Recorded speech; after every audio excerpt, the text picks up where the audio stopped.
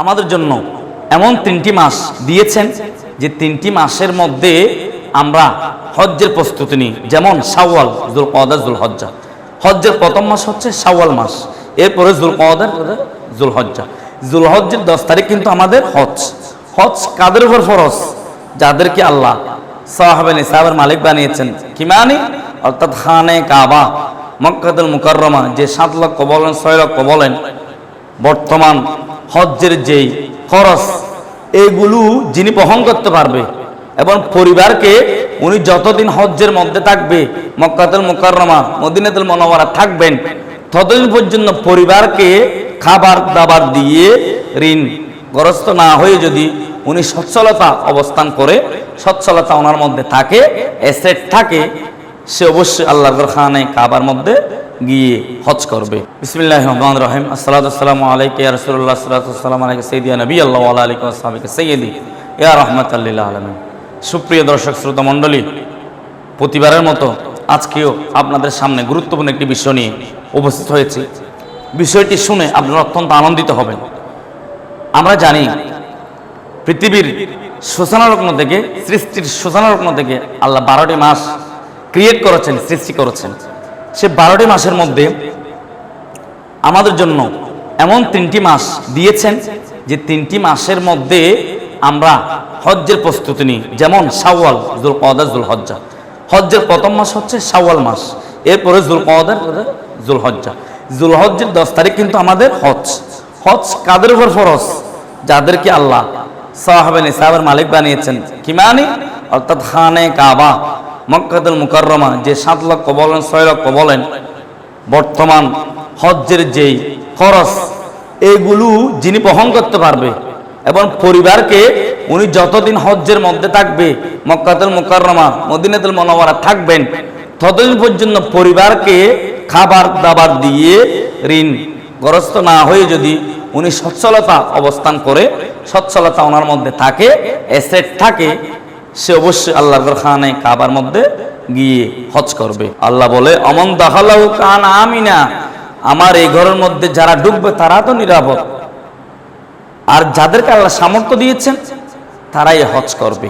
গরিবের উপর হজ ফরজ নয়, কিন্তু ধনী যারা, তাদের উপর হজ জীবনে একবার ফরজ। মনে রাখবেন, আপনার সামর্থ্য আছে, অ্যাসেট আছে, এবিলিটি আছে, যাওয়ার সুযোগ সুবিধা সব আছে, সব পসিবল আপনার পক্ষে, কিন্তু আপনি চাইলে বারবার করতে পারছেন, কিন্তু আপনার জন্য জীবনে একবার হজ ফরজ। 2 বার 3 বার 5 বার করেন, এটা নফলের সওয়াব।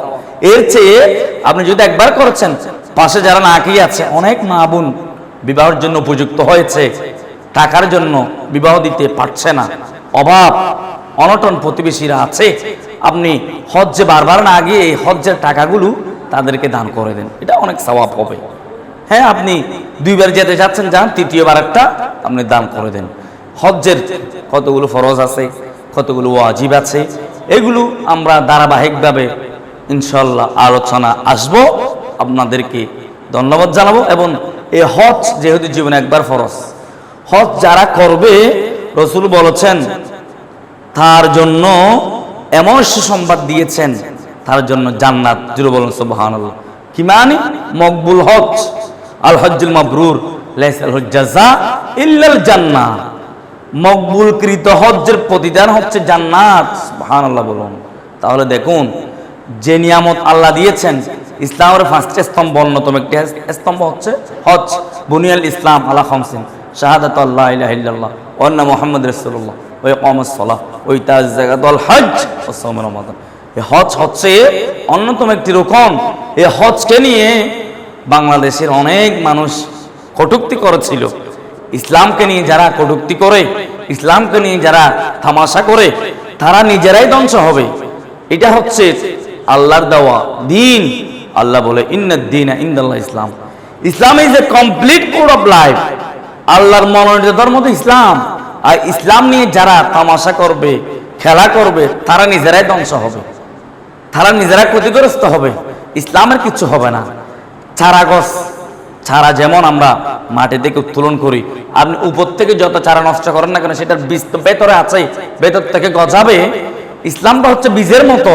আপনি ইসলামের যত আঘাত করবেন, আল্লাহ আপনি ইসলামকে যত ফু দিয়ে নেবার জন্য চেষ্টা করুন, আপনি পারবেন না। এটার চাবি আল্লাহর হাতে, নবীর হাতে। জোরে বলুন সুবহানাল্লাহ। যাই হোক, এই হজ নিয়ে মন্তব্য না করে ভালো মন্তব্য করুন, হজ সম্পর্কে ভালোভাবে জানুন। আল্লাহ আমাদেরকে যাদেরকে ধন সম্পদের মালিক বানিয়েছেন, জীবনে একবার হজ করার তৌফিক দান করুক।